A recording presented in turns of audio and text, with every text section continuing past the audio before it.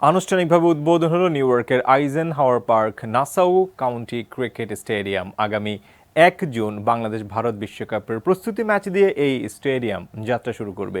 10 June দক্ষিণ আফ্রিকার বিপক্ষে বাংলাদেশের গ্রুপ পর্বের ম্যাচটিও অনুষ্ঠিত হবে নিউ ইয়র্কের এই মাঠে।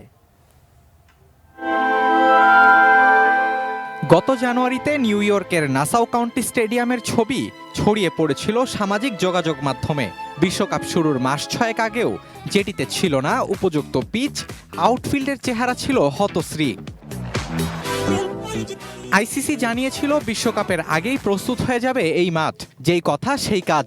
নিউ ইয়র্কের গুরুত্বপূর্ণ এই ভেন্যু এখন 34,000 দর্শক ধারণ ক্ষমতার আধুনিক এক স্টেডিয়াম, বিশ্বকাপ আয়োজনের জন্য যা সম্পূর্ণরূপে প্রস্তুত।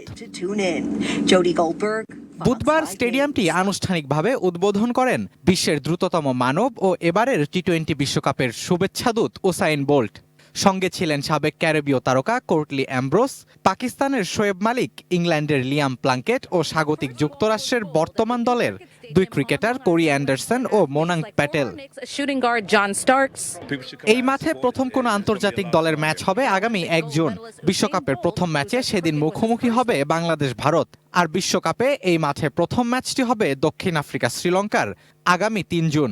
বিশ্বকাপের হাই ভোল্টেজ ভারত পাকিস্তানের ম্যাচটিও 9 জুন অনুষ্ঠিত হবে নিউ ইয়র্কের এই মাঠেই। Welcome to New York.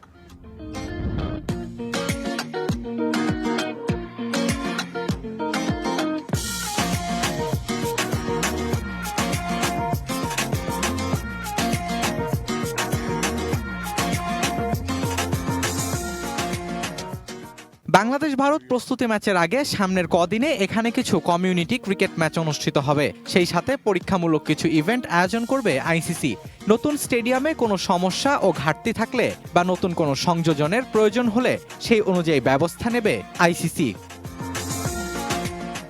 New York শহর থেকে প্রায় 25 মাইল পূর্বে আইজেনহাওয়ার পার্কের এই স্টেডিয়ামকে বলা হচ্ছে ক্রিকেট বিশ্বের প্রথম মডুলার স্টেডিয়াম, যেখানে নান্দনিক দৃশ্য উপভোগের পাশাপাশি প্রাইভেট পার্টি এরিয়াতে সত্যিকারের আমেরিকান অভিজ্ঞতাও নেওয়া যাবে।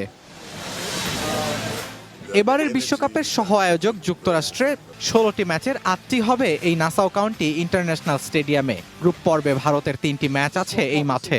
বিপুল সংখ্যক প্রবাসী সমর্থকদের ভাবনায় রেখেই উপমহাদেশের দলগুলোর ম্যাচ বেশি রাখা হয়েছে নিউ ইয়র্কের এই ভেন্যুতে। Sheikh Tanvir Hasan আরিব, sports desk, ATN news.